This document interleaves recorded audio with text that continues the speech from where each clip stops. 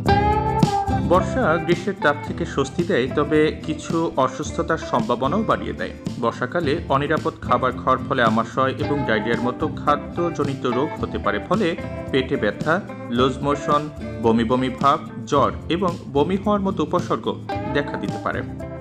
Cleveland ক্লিনিকের মতে অস্বাস্থ্যকর খাদ্যাভ্যাস এবং পানি ও খাদ্য দূষণের কারণেও জন্ডিস হতে পারে। এর ফলে জল, ঠান্ডা লাগা, পেটে ব্যথা, ফ্লু এর মতো সমস্যা দেখা দিতে পারে।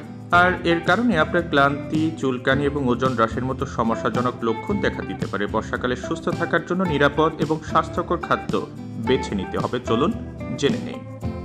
বিশেষ করে বর্ষাকালে রান্না করার আগে বাজার থেকে কেনা সমস্ত খাদ্যপণ্য অবশ্যই সঠিকভাবে ধুয়ে নিন। নিজেকে এবং আপনার চারপাশ পরিষ্কার রাখুন। রান্না করার আগে এবং খাওয়ার আগে আপনার হাত সাবান এবং পানি দিয়ে ভালো করে ধুয়ে নিন। রান্নার জন্য শুধুমাত্র পরিষ্কার পানি ব্যবহার করুন। অপরিশোধিত বা কলের পানির দূষণ আপনার স্বাস্থ্যের জন্য ঝুঁকিপূর্ণ হতে পারে।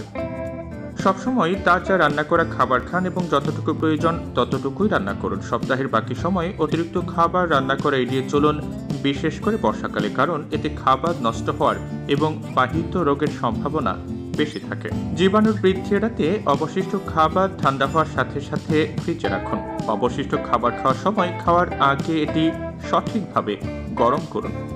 পুনরায় গরম করার সময় সস, স্যুপ এবং গ্রেভি ফুটিয়ে নিন। সবসময় পচনশীল জিনিস যেমন দুধ এবং দই ফ্রিজে রাখুন। তাজা এবং স্থানীয় খাদ্যপণ্য ব্যবহার করুন। টাটকা খাবার বেশি পুষ্টিকর। আপনার খাদ্য তালিকায় মরিচ, রসুন, আদা, জিরা, ধনিয়া এবং হলুদ যোগ করুন। এগুলো আপনার রোগ প্রতিরোধ ক্ষমতা গড়ে তুলতে সাহায্য করবে এবং বর্ষার রোগ এড়াতে কাজ করবে।